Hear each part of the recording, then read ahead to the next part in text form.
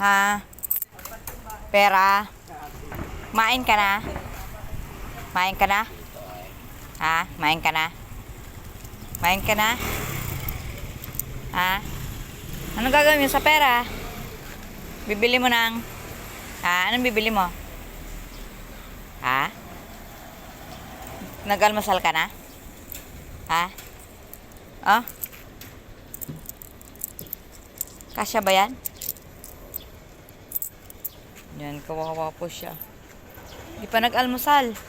Saan ka punta? Ha? Ayun, sigarilyo. Huwag yan, bad yan.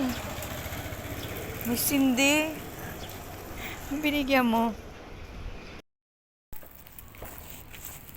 Ayan, siya nag-aantay. Ano?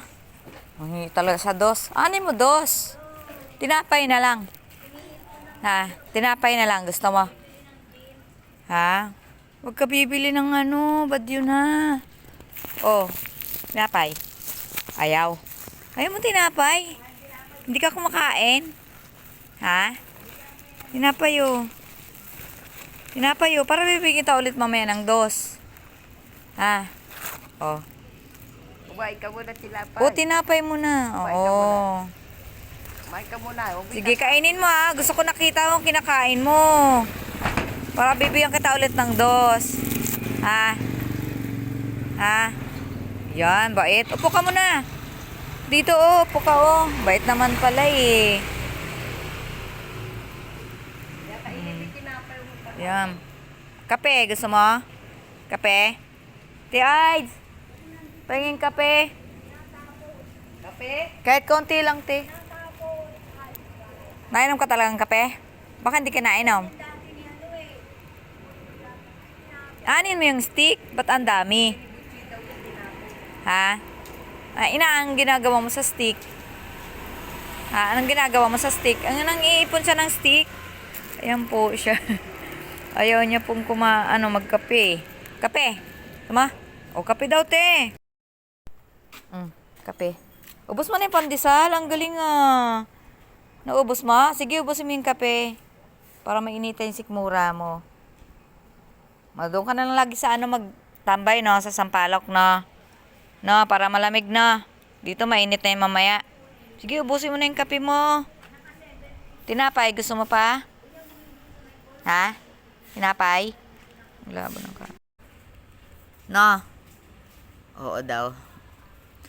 Ay, intindihan mo pala ako. Ibig sabihin, ano pala eh. Nakakausap ka naman pala eh. Hindi kasi minsan, siya, yung parang...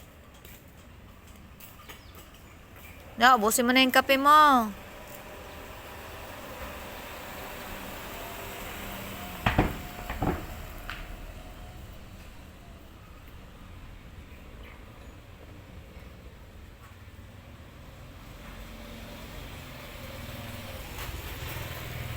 Busy siya ng stick. Anong ginagawa mo dyan sa stick? Bakit ang dami mong pinupulot? Ha? Anong gagawin mo dyan? O minsan ang dami na eh. Saan mo nilalagay yung iba? Yung napupulot mong stick.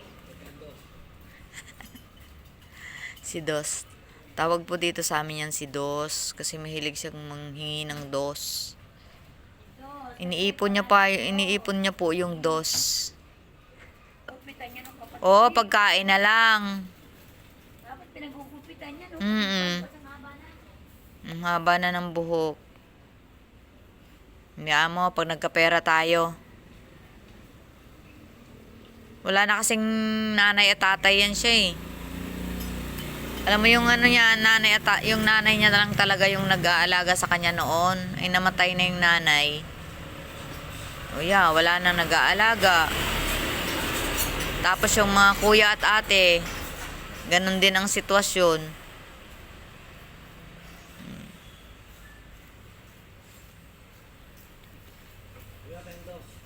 Ayan, nanghingi po siya ng dos. Nag-aabang po siya dyan. Oh. Hingi po siya ng dos. Kawawa yung mga ganyang tao. Kasi hindi po nila yan alam.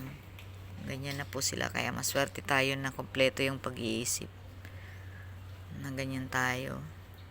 Ang hirap pa lang ganyan. Paano na? Pag walang magbigay ng dos.